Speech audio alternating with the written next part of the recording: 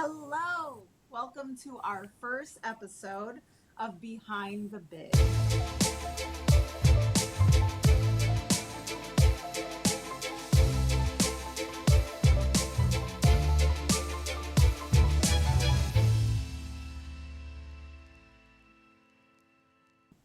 We are here live and excited to talk to you guys.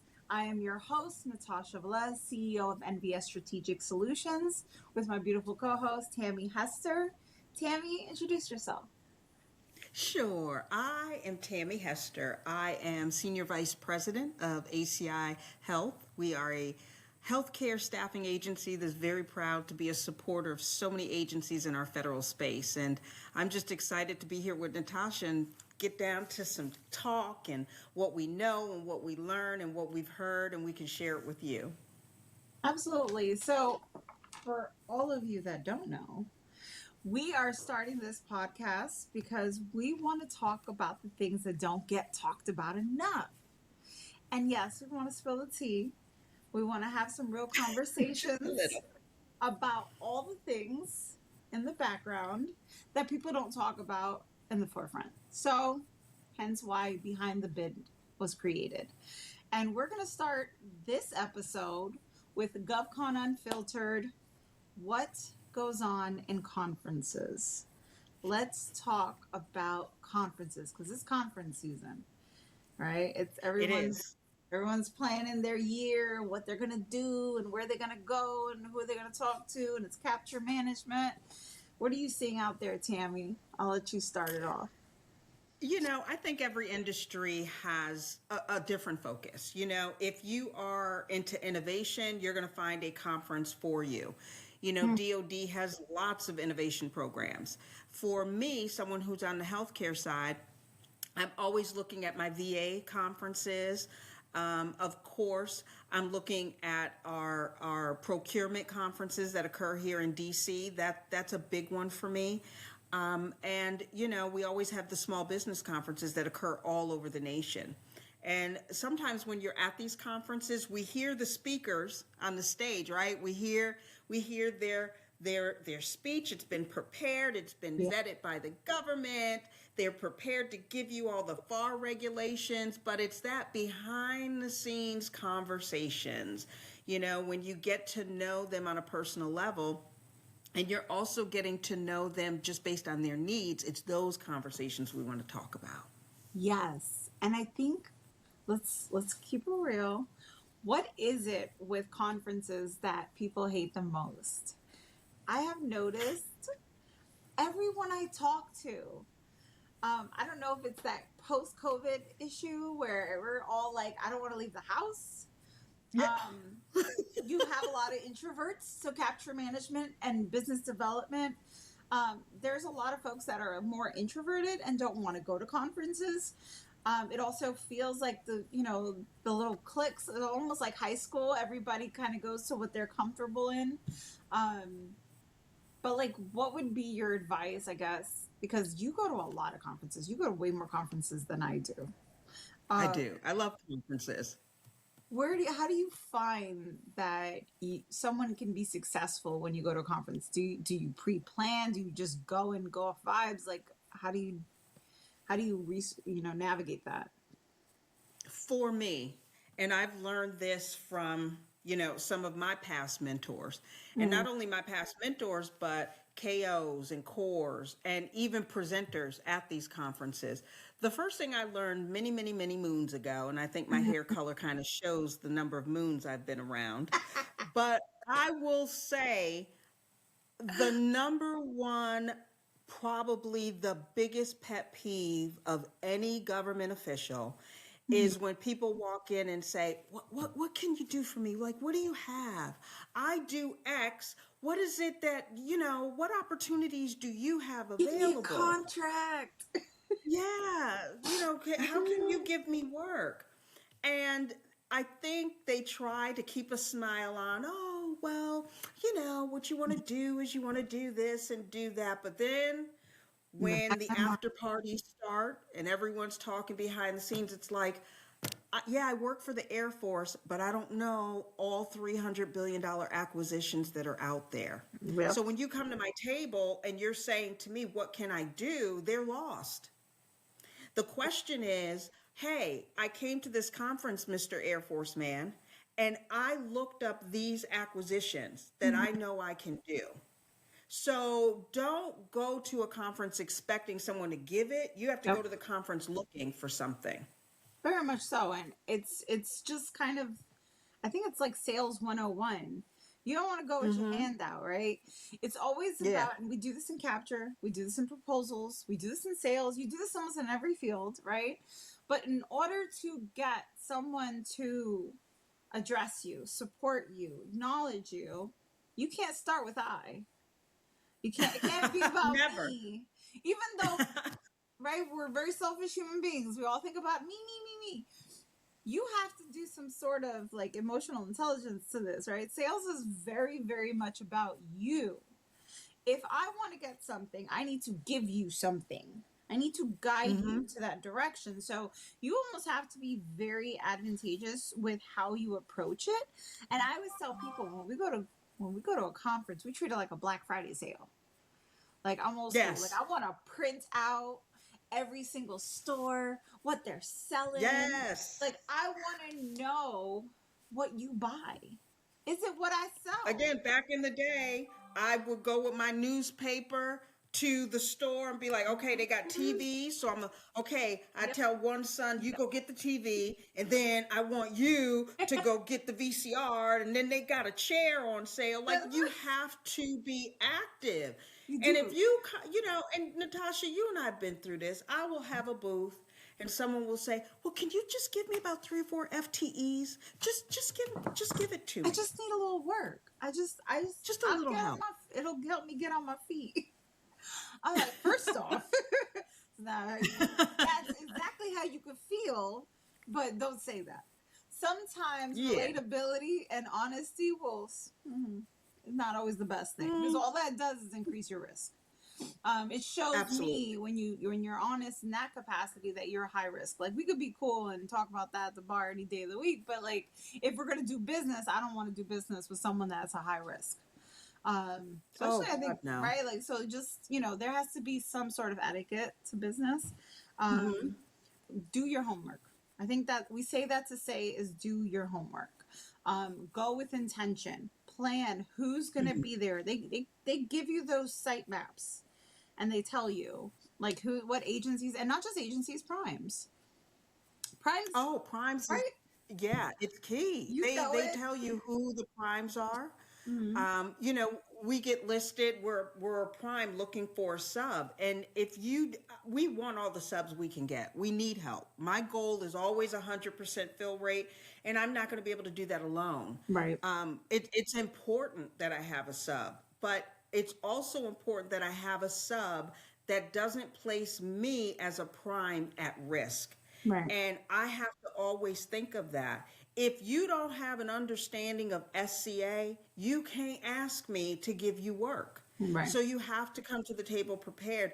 And these are things that we talk about at the conferences behind the scenes, that a lot of times it's just you want to help everyone, but when you have 5,000 new businesses there, I can't help everyone. You've got to come.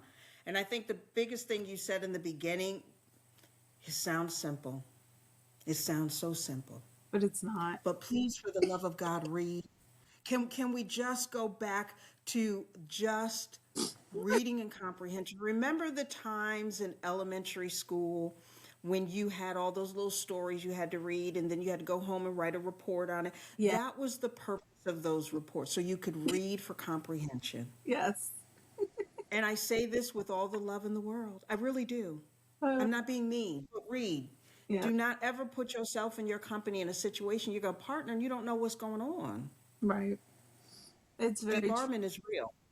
It's very true. We find a lot of people that you come in and you're like, oh, I want to go after this opportunity and I want to partner and I'm going to go to this conference and I'm going to target these people. I know I want them to partner with me. And one of the biggest things I hear in my consulting business is like, why don't they respond? Well, how are you engaging with them? I get a response, but I know how to engage. Mm-hmm. Because I don't go over there and be like, "What can you give me?" I go with intention. So I've done the homework. I'm pulling opportunities. I'm looking at their capabilities and their past performance. I'm going on USA spending, right? I'm looking, okay, you won these following contracts. You're doing this performance of work. These match your capabilities, and I complement those capabilities that I can do the following task orders, and you can do. I did the homework for you. Yes. And I'm coming to Yes. you and I'm like, just look at my report. Less part. I'll take those calls all day. Yeah. If somebody calls me and says, you know what, Tammy, I saw that your company is filling positions at this location, and I happen to have a recruiter that lives right down the street, Mhm. and blah blah blah. I'm calling you. You don't have to even worry about calling me. I'm gonna call you. Yep. And that is really just kind of the differentiator. I feel like in Mm-hmm. a time where everyone now sounds the same, with ChatGPT, everybody sounds the same. Your differentiator is your authenticity, right? Because that's Oh, I can't. rare now. I can't wait till we get to subject matters like the AI component of proposal Oh, writing, because that's just a whole nother we're conversation. so gonna get into it. I'm so excited about this podcast because honestly, some things need to be talked about. Um, Oh, yeah. I think the other components of this is all right, conferences. A lot of folks focus on the booth, whether they should open a booth or Hmm. not. I will say, I think it's a waste of money unless you're trying to get people to come and engage with you and you have a really good booth where you're like presenting certain things and there's, for instance, we'll use an example, it's sick. That's if you're into technology and you've got an amazing, prototype or, hardware or systems integration solution, that's a booth worthy. if That's a booth. if you're a prime looking for subs, that is most definitely a booth because That's a booth. everybody wants to come to you and talk to you. That's a way to like filter them. But if you're a small business, I don't know. You have to weigh so much. You do. With the small business, you're always thinking about your overhead costs and G&A, and that conference fee goes into that. And then I think when you're really deciding whether or not to have a booth, even as a small business, what is the purpose of that booth? Yeah. If you are a small business, and again, I speak healthcare, if you are a small business and you are an award winner on ICSP, you're a prime. You are a prime on MQS2. You are a prime on some of these large, huge, multi-billion dollar healthcare. You probably do want a booth because you need some subs. Mm-hmm. When you're looking at an MQS2 that's $44 billion in size, you need help. Yep. Having a booth is absolutely worth it. If you are a small business looking to get on MQS2, that may not be the way you want to go. You may just want to attend the conference and start walking around and meeting and greeting and hearing what's happening and what's going on. So it's important to determine your purpose of that booth. I agree. And I think another component to that is stop asking questions that show that you're not ready when you do show up. I'll let you get into it because I know you got a lot. Because there are things that you say, and again, like I say, sometimes you can say things in your head, but it doesn't always need to come out, right? Um, there are times where you say things, and we know you don't know what you're talking about, Oh, yeah. and instantly we're just Yeah, like if, okay. oh God, don't come to me and you're a small business and you have staffed in your community 5 or 6 nurses, and you come to me and say, I'm ready to prime the San Antonio CNA contract that has over 200 or 300 CNAs. I'm, I, yeah, I'm a little concerned about you taking that on right now. I'm a little concerned, just a little. I don't think you can handle it. What do you mean? Mm-mm. Mm-mm. Well, that's just the reason why most companies and even like agencies now are bringing them surety bonds, performance Oh bonds. my God. Oh no. Yes. I'm gonna take a risk on you. Yeah, insane. Yeah, the government, we have to acknowledge that they have to change their perspective now that AI is here. Very much. And so, we have to go with those flows. What worked back in the early 2000s, it's not happening Very today. much. That's why You you're know? seeing those performance bonds. That's why you're seeing more oral presentations. They want you to like really come up and they want to look you in your eyes and they want to know that you know what you're talking about because everybody's an expert with ChatGPT. So it makes you sound more Yeah. amazing than you are. So now we have to. And as much as we want to say, that's actually some of the conversations at these conferences. Mhm. When you get an opportunity to sit with these contracting officers and you kind of sit in the corner, they're like, yeah, I'm getting to the point I want to see these people face to face. Yes. When I get down to my evaluation process, because a lot of KOs are losing trust in some sense because they'll give it to a small business, but really somebody in the background is doing Yep. everything, and they want to have that dialogue. So I think that's the route we're going to see taken more frequently, Agreed. And especially on these large ones. what when I think of like things that you shouldn't say, Hmm. when people talk about money first, when it's really about the value of the contract, right? Like or how much is your profit? Um when you lead with your set asides, right? When you're like, "Oh, I'm an SDVOSB," and you think that's like your high ground, mighty right to get a contract, versus your value, right?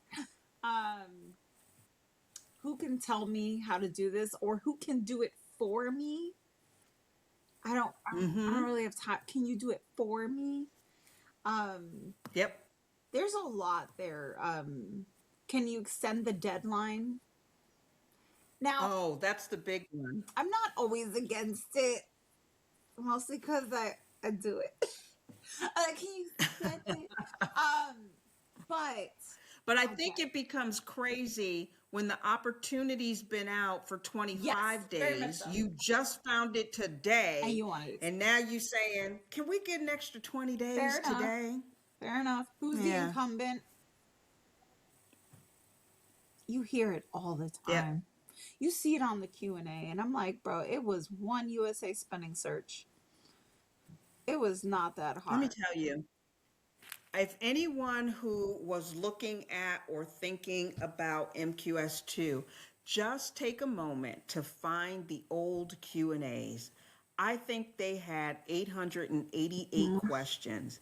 And of those 888 questions, they repeated the same ones over and over again. yeah. Can you tell me what the average overhead and G&A is for each company? Come on, people. The government ain't telling you that. They're not. They're not. So true. And if I tell you this, and if it's a RFP, please, for the life of me, stop asking them questions. It needs to be on a Q&A. You do not want to get penalized by not listening to the wall of silence. What is wrong with you? They cannot talk to you. That is a pure example of favoritism. They don't want to get in trouble. They don't want you to get in trouble. They definitely don't want this to Mm-mm. be in protest. So stop bothering. No. Don't ask questions that you Yes. should know the answers to. Do your homework. If you want to play in this game, and it is very niche, but there are a lot of consultants. There's a lot of information out there. There's a lot of courses. There's a lot of people that will even take you under their wing and mentor you to say the right Mm-hmm. things. So Yeah.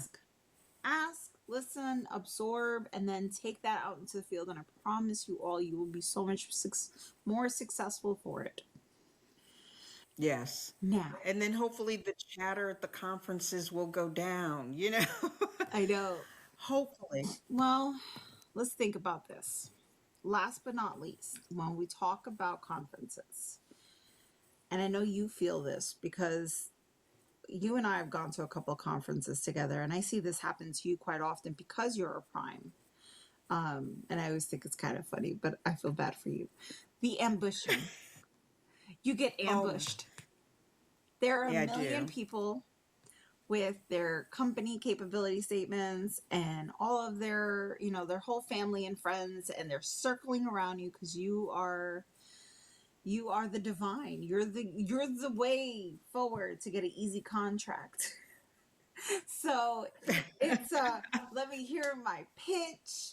Let me tell you about my company monologue. It's the I'm the only one. Mm-hmm. I'm the only one here that can sell the following energy. So, like, what does that feel like? Oh yeah. And how should people You know, with and that? it's funny because we've been at conferences and you've seen it. You'll speak and or I'll speak, or we have, one-on-one sessions where you get that quick 10-minute one-on-one with the primes.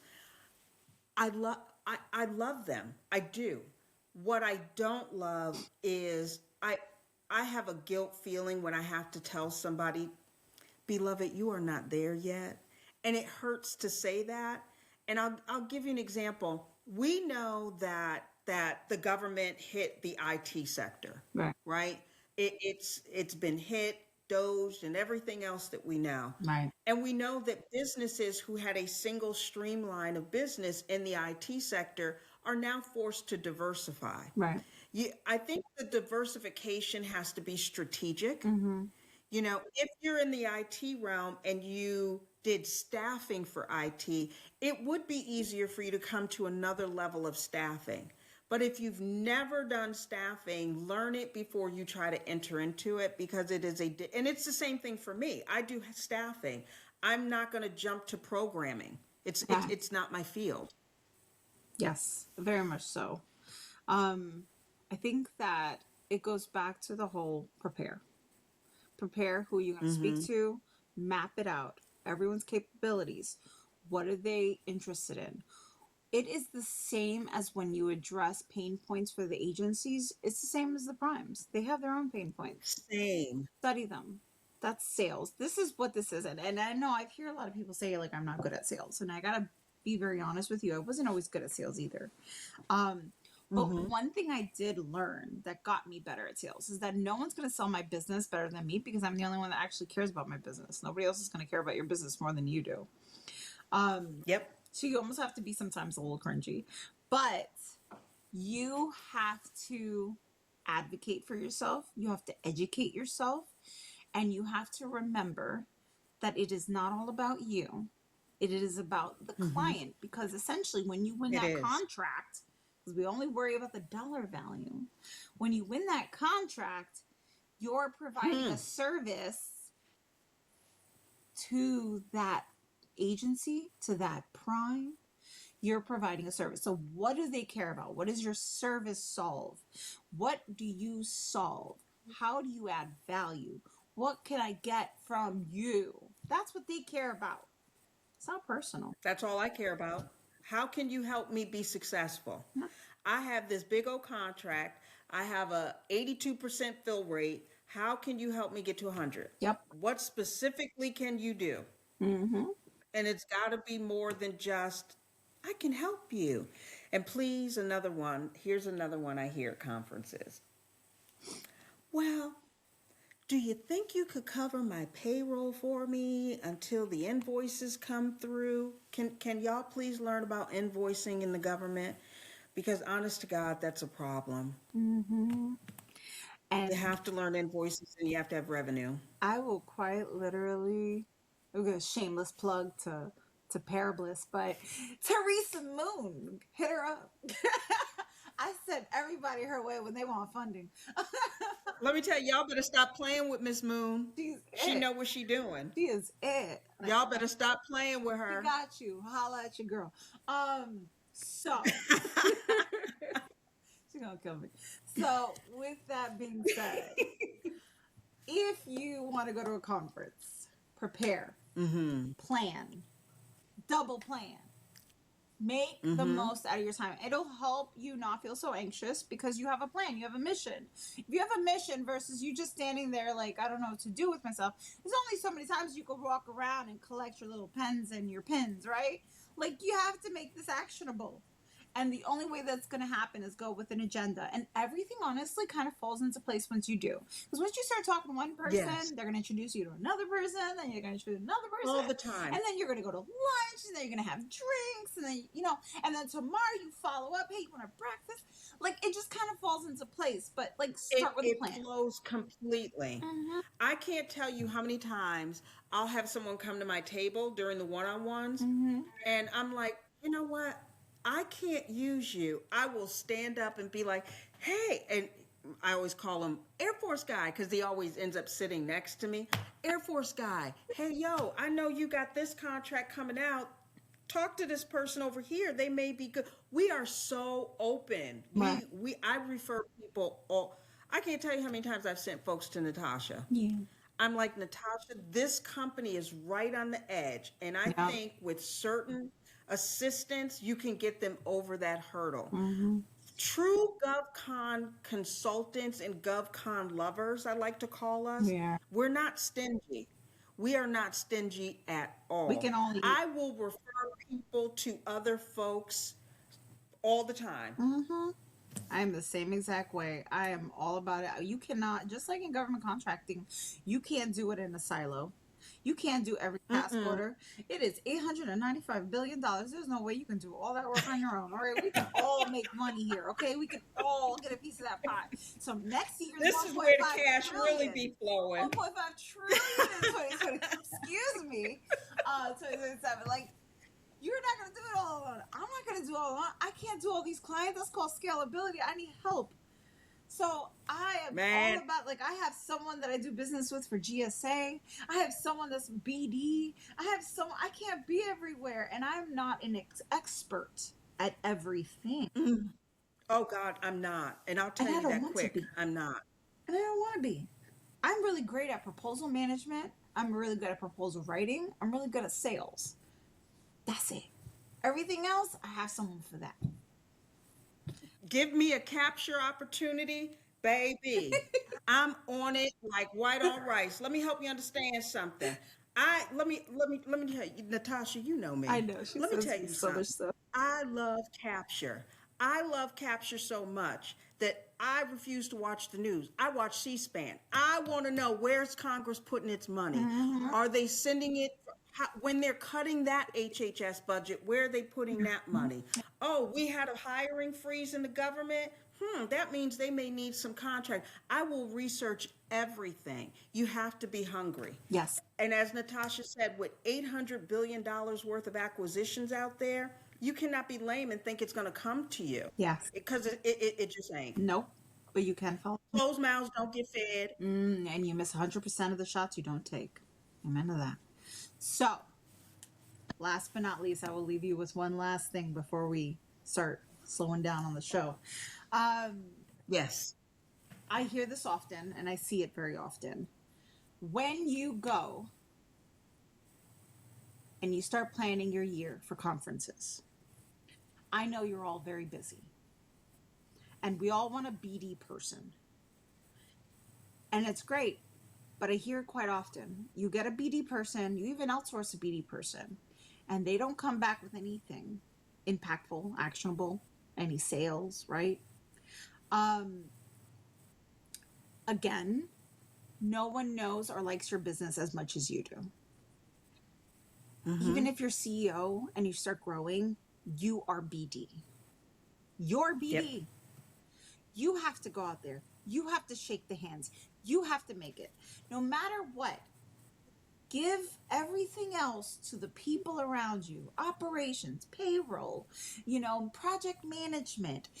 You know the vision. You're the one that's going to sell. You're the one. They want to see you. If this is a woman-owned business, don't send a male BD person. Send a woman. If you're an SCBO, girls, we run the world. Girls. I want to remind people that not everything can be outsourced. Some things you have to do yourself. So when you're going out there and you're repping your company, you need to be the one that does that, because you're the one that will always carry the mission, the vision, and share the value. And people resonate with you. And again, it's very old as time, but it's very true. People buy from people they like. If they like you, they love you, they'll want to work Yes, with you and for you. So try to that's keep that true. in. I have a client that literally, she has $1 billion company. Like, I was so proud of her. She got $1 billion contract with the CDC. She started from real estate, just being a real estate agent. And I tell you, every morning, 6 in the morning, because I've stayed in her house in Atlanta, she's still sourcing opportunities and doing capture. She does all of that herself. She Every will not let it single go. mentor, every single mentor I've ever had has never worked less than 12 to 16 hours in a day, Yep. all day. Every one of my mentors from GovCon day one until today, and they're successful. Yep. Like you said, they're on the huge acquisitions and they still hustling. Yep. You have company owners, they go to every event because this is their That's company right. and they leave their team behind to process everything, but nobody sells it better than you do. Very much so. I will never leave sales to anyone else. I'm going to sell it. You manage it. And that's just the That's way it right. is. All right. Well, I thought Yeah, and managing's another conversation. We'll go to that another we'll day. get into operations. Don't you worry. Oh, well, guys, I want to thank you so much for being here and for watching us on our first episode. Next episode, Yes. I believe we're going to be talking about CMMC. I'm so glad you said that because this is going to be the episode that I have 5 million questions because that, again, that's not my realm. So we're asking you guys, send us your questions. Ask us anything about Yep. CMMC. I have a million because I don't know anything. So hopefully I'll ask the same questions as you do. I'm here to guide you and help you guys. And I'm super excited to keep this going. I want to hear all of your questions shared because we want to include them in our future episodes. So may you all have an amazing weekend. Thank you for listening and talk to you soon behind the bid.